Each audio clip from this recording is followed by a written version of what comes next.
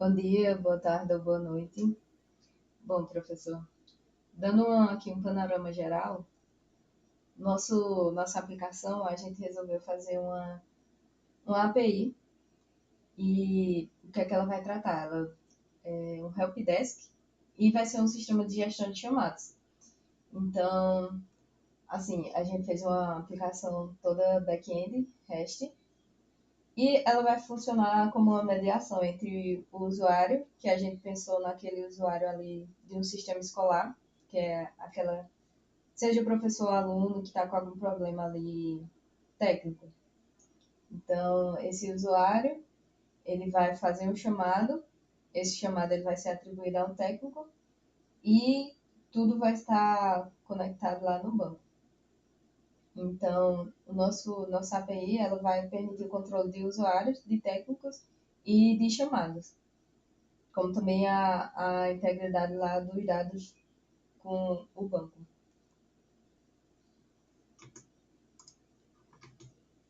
Então, qual é o objetivo central da nossa aplicação?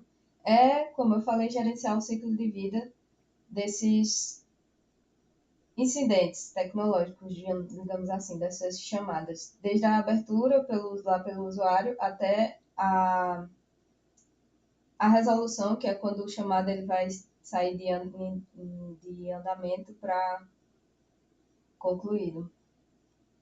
E o fluxo de dados, a gente usou o padrão MVC, que é o model. MVC não, porque não tem o view. Não, a gente é só com a API, mas a gente usou o model e o controller, o service e o repository. Então, o fluxo de dados ele vai estar estruturado dessa forma. A gente tem um controle que vai ser o que vai expor as API. A gente tem o service, que é o cérebro, que seria assim, de certa forma, o cérebro da aplicação. O repository, que vai ser a nossa comunicação com o banco. E a model, que vai definir as entidades da nossa aplicação. E o Spring E Security, né, que faz a segurança das consultas. isso. E o versionamento, a gente usou o Git para versionar o nosso código, como a gente fez em dupla. Eu, Anaele e Andrei. Então, de forma geral, a nossa aplicação é esse sisteminha CRUD. A gente fez um CRUDzinho que vai utilizar esse padrão de estruturação para separar as responsabilidades. E nosso foco principal foi a persistência dos dados, onde a gente teve todos os mapeamentos e tudo mais para um banco relacional lá através do nosso ORM. Bom, como eu falei, o nosso objetivo é uma aplicação, é um sistema CRUD, que vai utilizar o padrão MVC para separar as responsabilidades. E o foco principal é a persistência de dados. Bom, começando aqui a explicação do nosso código, da nossa API, a gente tem aqui a classe model, que vai ser a nossa representação em código das tabelas que vão estar lá no banco. Então, a gente aqui utilizou o Jakarta para fazer as annotations e aqui marcando cada classe como entidade e colocando o nome também. E aqui a gente vai estar definindo a chave primária e também o auto incremento, que vai ser o nosso atributo dele, vai ser a nossa chave primária. Então, cada variável, ela vai se tornar uma coluna lá na nossa tabela. E na nossa classe model também são definidos os relacionamentos entre as nossas entidades. Temos também a entidade técnico, vai seguir o mesmo padrão ali, também vai utilizar o ID como a chave primária. E a nossa classe, a nossa entidade usuário, que vai se chamar lá no banco de dados usuários, que vai seguir o mesmo padrão. Aí, assim como a técnico, ela vai ter um campo obrigatório, que é o e-mail e a senha. mais um pouquinho na frente a gente vai explicar por que que esse campo a gente está definindo como obrigatório. A nossa próxima classe, o controller, a gente está explicando assim conforme a gente foi achando melhor o que cada um explicar. Então, aqui a nossa classe controller, ela vai funcionar como o ponto de entrada das requisições da nossa API, das requisições de HTTP da nossa API. Então, aqui a gente tem o chamado controller, e ele vai fazer, aqui na nossa classe, ela está fazendo todo o mapeamento aqui das nossas requisições. Então, essa annotation, ela indica que a classe ela vai lidar com as requisições e vai retornar dados que vão ser em JSON lá no Postman. Aqui a gente está definindo a URL, que vai ser usada para acessar essa requisição, esse mapeamento. E aqui, para cada função, digamos assim, a gente tem um mapeamento diferente. Então, o post, aqui é o post mapping, a gente usa para criar. A gente também tem o get, que é para consultar. E também tem o put, que vai ser utilizado para atualizar. E o request body também é importante explicar, porque ele vai ser o que converte um JSON enviado em um objeto Java lá do tipo model. Então, qual é o fluxo aqui? Ele recebe o dado e vai chamar aqui a nossa camada de service e vai retornar um response entity. Então, ele vai dar um daqueles casos lá, seja o OK, que é 200, ou 404 not found. E por último aqui, concluindo a minha parte da explicação do código, nós temos também o persistence.xml, que vai ser o arquivo de configuração ali do padrão do Jakarta Persistence, que vai gerenciar toda a nossa conexão com o banco. Então, a gente tem aqui definindo o nome da unidade da nossa persistência que o Java vai usar para se conectar. A gente também tem as properties do JDBC. E também a gente tem o Hibernate, que é o que assim vamos usar, que vai especificar qual a linguagem SQL que o Hibernate ali ele deve gerar. Que no nosso caso a gente utilizou o Postgres. Então, nosso Hibernate aqui ele vai garantir a compatibilidade com as funções específicas do banco. Ele vai fazer essa tradução. E aqui nós temos o comando que ele vai instruir o Hibernate a comparar as classes model com o banco e alterar as tabelas automaticamente se houver mudanças. Que é aqui o nosso update.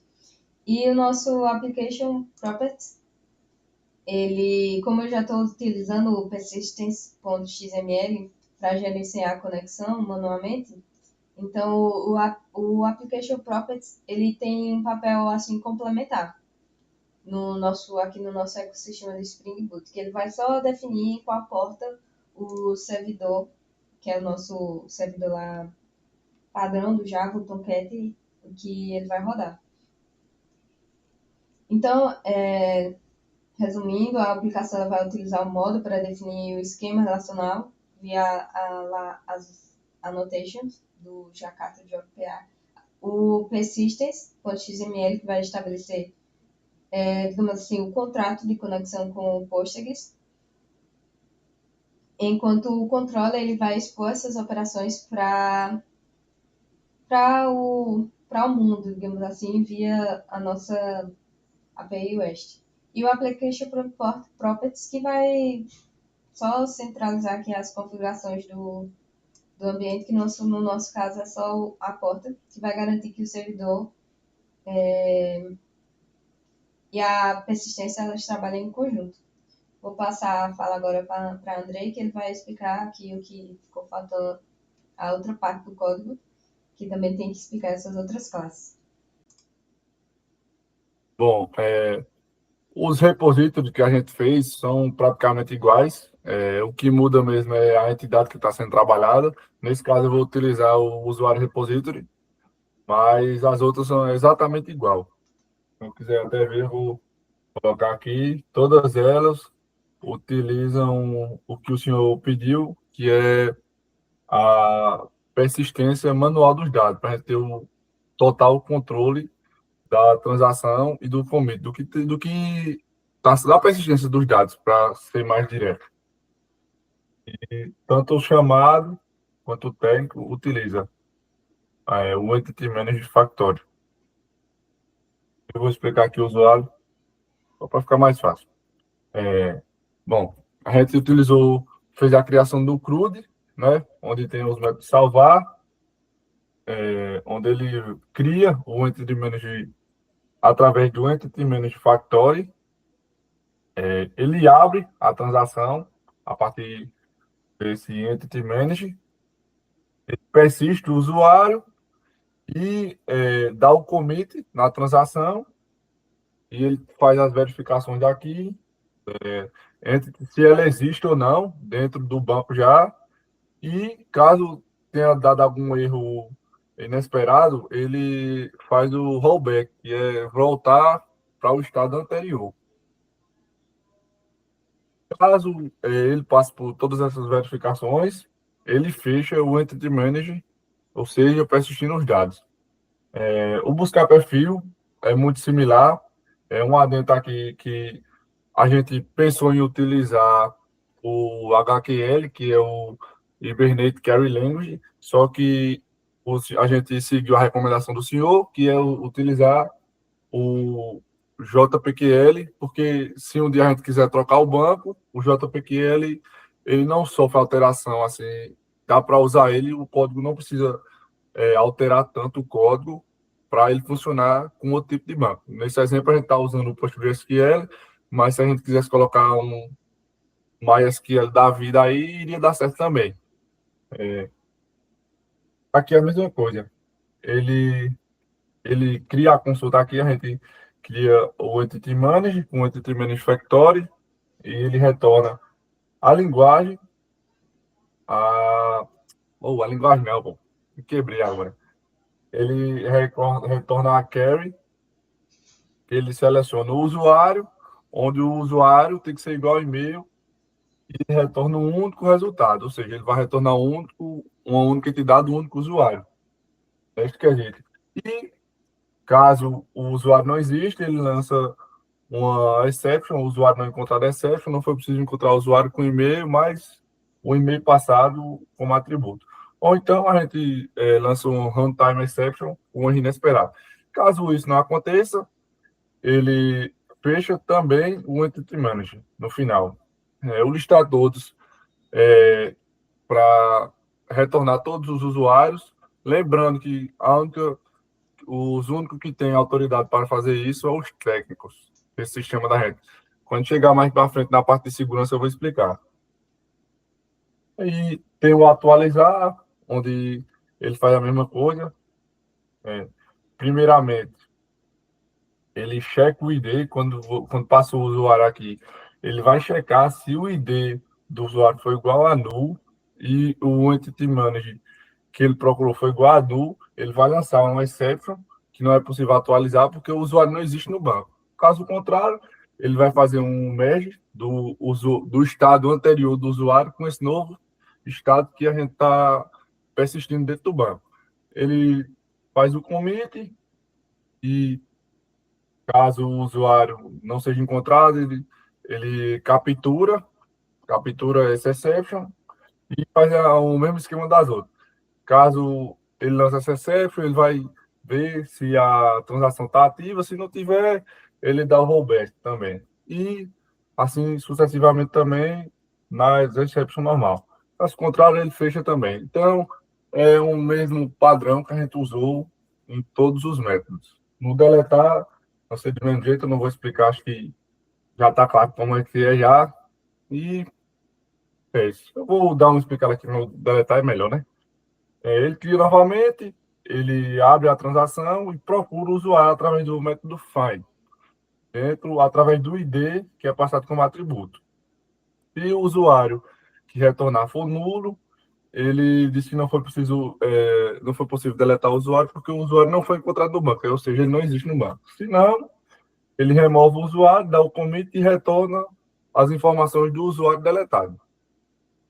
Novamente, as exceptions, que todas elas fazem rollback caso aconteça um erro. E agora eu vou para a parte de configuração, onde a gente tem o Entity Manager Config, onde tem um Entity Manager Factory, onde ele vai retornar um Local Entity Manager Factory bin e vai persistir persistência Unity Name com persistência Unity Name que a gente está passando aqui. E, consequentemente, vai retornar o Factory.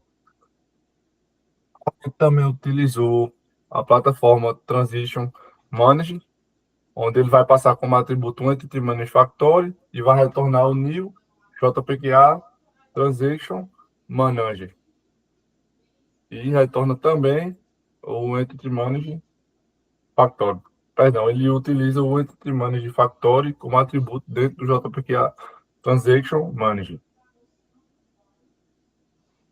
O Security Bin, que é mais uma classe de configuração de componente, onde a gente utilizou o password encoder, bcrypt password encoder para fazer o hash das senhas do banco, para não salvar a senha em si que o usuário coloca.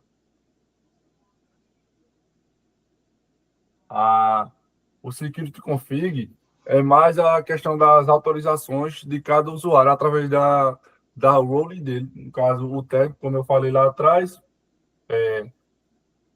qualquer pessoa pode utilizar o post da criação de um usuário. Nesse caso, isso aqui seria uma rota pública, mas as demais tem que ter um certo nível de autorização para fazer isso. No caso do adicionar um técnico, só quem pode fazer isso é quem tiver a role técnico. O post, a criação dos chamados também tem que ser o usuário. E deletar um usuário, só quem pode fazer é um técnico. Retornar todos os gets, os chamados, perdão, que existem no banco, tem que ser o técnico. A atualização dos chamados também tem que ser o técnico, no caso do status de terminado ou em andamento, essa coisa. E deletar também é um técnico. E quem pode fazer todas as persistências ali, usar todos os métodos da área de técnico, tem que ser exclusivamente técnico. Nesse caso aqui, só quem pode listar todos os usuários é um técnico, como também e quem pode atualizar um usuário pode ser o próprio usuário também. E a gente utilizou o HTTP básico aqui para retornar, né? Esse build aqui, esse objeto, digamos assim, lá no curso, no caso, o filter chain. E a configuração global, onde ele utiliza um alter.user data service, e eu vou explicar mais na frente, e o Authentication Manager, onde ele vai receber um Authentication Configuration e atributo. Aqui embaixo. Bom, o Authentication Service, ele, na verdade, serve para fazer a verificação antes de chegar no controle, né? Antes de da quando for o usuário for fazer um login, ele não chegar ao usuário, ele primeiro pega esse e-mail que foi digitado lá, faz a persistência no banco, ele busca no banco se existe esse usuário. Se existir, ele retorna o builder, né, que é como se fosse o objeto, onde ele passa o e-mail, a senha e a role desse usuário, que nesse caso é o poder que ele tem dentro desse sistema. Caso, caso não aconteça isso, ele utiliza o técnico e se o técnico também for diferente de nulo, ele vai procurar na parte do técnico, no caso, ele retorna a mesma coisa. Detalhe que ele não passa a senha, ele deixa para tratar a senha mais posteriormente. E caso fale as duas procuras, ele retorna o username not found exception, nenhuma conta encontrada com e-mail e passa o e-mail. Aí eu vou falar aqui a questão do fluxo de dados, né? Acho que é importante falar disso. Aí, como eu falei, a gente tem duas rotas. Tem a rota pública, que é a do cadastro de um usuário, que qualquer não precisa de nenhum, nenhuma autorização para fazer isso, e tem a requisição que precisa de um poder, que no caso de listar os usuários, essas coisas. Aí a Anael vai explicar melhorzinho na prática como é que funciona isso através do Postman, mas eu vou dar um adendo aqui como é que funciona por debaixo dos panos utilizando o Spring Security. A gente tem que utilizar o Spring Security o Basic ELT, se eu não estou enganado, e quando a gente digita lá as credenciais, o Spring Security ele vai interceptar essas credenciais antes de chegar no controle. Ele vai no filter chain, como eu falei lá, e ativar a requisição. Perdão, ele verifica se essa rota exige o rol técnico, no caso, se precisa de poder ou não. Se precisar, ele chama o outService e o Loadus e by name, passando no e-mail a credencial, um e-mail no caso, como parâmetro, ele busca o usuário, vê se existe ou não. O usuário, ele usa o bcrypt para comparar a senha digitada, né, que no caso é o hash que está salvo lá no banco. Ele é como se ele fizesse o processo de reversão para saber se a senha que o usuário digitou vai bater. Se bater, ele vai criar um contexto de segurança com a role usada, no caso a do usuário ou do técnico, verifica qual as rotas que o usuário tem, o usuário ou técnico, né, digamos assim, tem a partir da role que ele está usando. E pronto. Se sim, se ele tiver o poder, digamos assim, de utilizar os pontos que ele for técnico. Se ele for técnico, a requisição chega no controle de boa, se não, ele vai bloquear, dependendo do poder. E acho que tudo certo aqui por aqui. Ana, ele vai agora explicar a questão do Postman. Bom, começando a execução da nossa aplicação, primeiro nós temos que criar o nosso banco de dados de fato. Aqui nós vamos criar o nosso helpdesk de acordo com como está lá. E agora nós podemos subir a nossa aplicação. Nós podemos subir tanto aqui pelo linha do comando, quanto aqui pelo nosso main. Então, aqui nossa aplicação subiu. Bom, agora nós conseguimos fazer com o nosso técnico triado as nossas manipulações aqui no Postman. Antes eu queria mostrar que a nossa aplicação ela está em pé. Então, eu vou aqui na web, no nosso localhost, que foi definido, e colocar o nosso técnico. Então, aqui nós já temos um usuário de exemplo cadastrado. Então, ele aparece aqui no nosso JSON.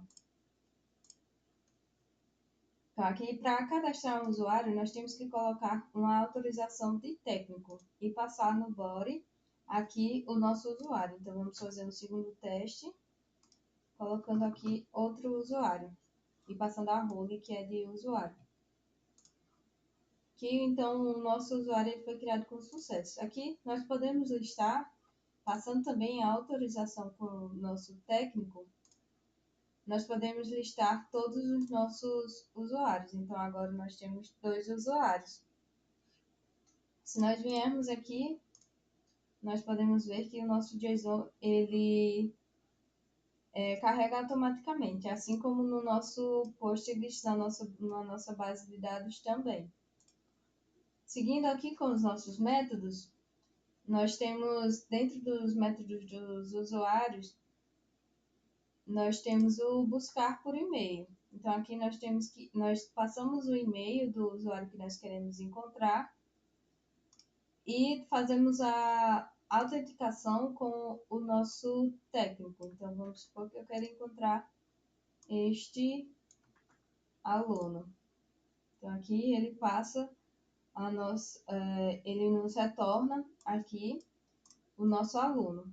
Nós também podemos atualizar, só que para atualizar um usuário, só quem pode atualizar um usuário é ele mesmo. Então, nós passamos a atualização do usuário que quer cadastrar, assim como o ID do usuário. Então, nós pegamos aqui, por exemplo, o ID 3 para atualizar e passamos no body a atualização para esse usuário. Aqui o usuário foi cadastrado. Para deletar, nós precisamos ter um acesso de técnico e passar o ID do usuário. Então, vamos supor que nós vamos deletar aqui o usuário de ID 4. Então, nós deletamos passando com o nosso técnico, que é só quem pode deletar o usuário. Passando agora para o CRUD dos nossos técnicos, nós também temos o cadastrar. E para cadastrar um técnico, só um técnico pode cadastrar ele. Por isso que nós temos que ter o nosso primeiro técnico criado lá no banco de dados. Então, aqui vamos testar criar um outro técnico, que o técnico foi criado com sucesso. E aqui nós podemos ver que vai aparecer os 2 técnicos. Também podemos buscar um técnico pelo e-mail. Então, vamos supor aqui que eu queira achar um técnico. E também passar a autorização do nosso técnico. Então, aqui é nosso técnico e a nossa senha de técnico.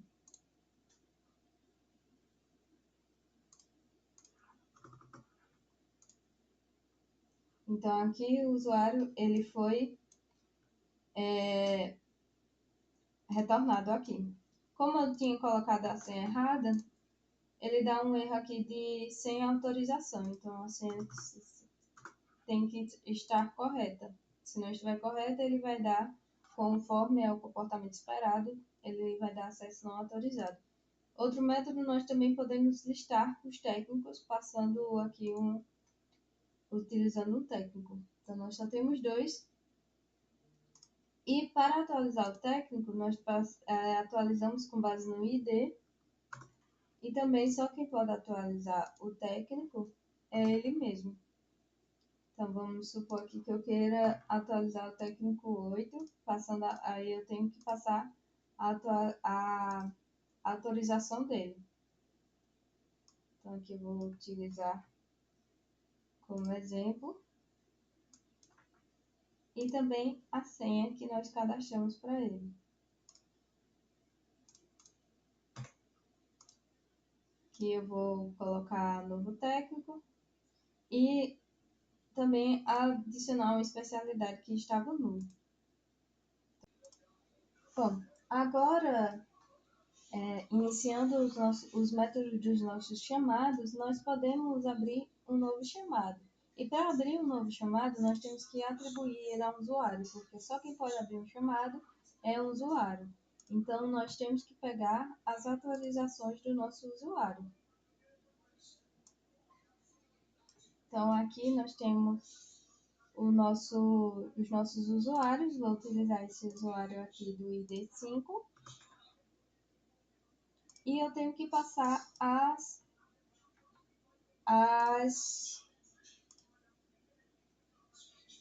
credenciais deste usuário para poder dar certo a nossa abertura de chamada. Então, aqui o nosso chamado ele foi criado com sucesso. E, seguindo o fluxo, nós temos que atribuir um técnico a este chamado. Então, aqui nós passamos o ID do nosso técnico e o ID do nosso chamado. Não, na verdade, nós passamos primeiro o ID do nosso chamado. Então, aqui nós podemos listar todos os chamados. E o nosso técnico aqui ele vai estar sem atribuição, então nós temos que atribuir. O nosso chamado ele é do ID 4, então nós passamos aqui o nosso ID do chamado e o ID do nosso técnico, que eu vou usar aqui o ID do nosso técnico 5. Aí também temos que passar a autorização, porque só quem pode atribuir um chamado ao técnico é um técnico que tem as credenciais corretas. Então aqui nós temos que passar o nosso técnico. Então o técnico ele foi atribuído e agora estava como nulo, vai ter a atribuição aqui de um técnico. Então aqui, como eu já mostrei, esse método aqui ele vai listar todos os chamados e só quem pode utilizar ele é um técnico. Então, seguindo com os nossos métodos, nós também temos o método de consultar os chamados que estão em aberto, também passando o nosso técnico. Então, aqui nós temos o nosso chamado, o status do nosso chamado, o usuário que abriu ele e o técnico atribuído a este chamado. Nós também temos o método de listar os chamados finalizados e como não tem nenhum chamado finalizado ainda, ele está vazio. Então, nós também conseguimos atualizar um chamado. Então, para atualizar um chamado, nós pegamos o ID deste chamado, que no caso é o ID 4, e passamos o ID do usuário, que no caso vai ser o ID 5 e ID 5. Então, nós passamos aqui o ID do nosso usuário e o ID do nosso técnico. E colocamos aqui finalizado, conforme comportamento esperado. Aqui nós também temos que passar a autorização de um técnico.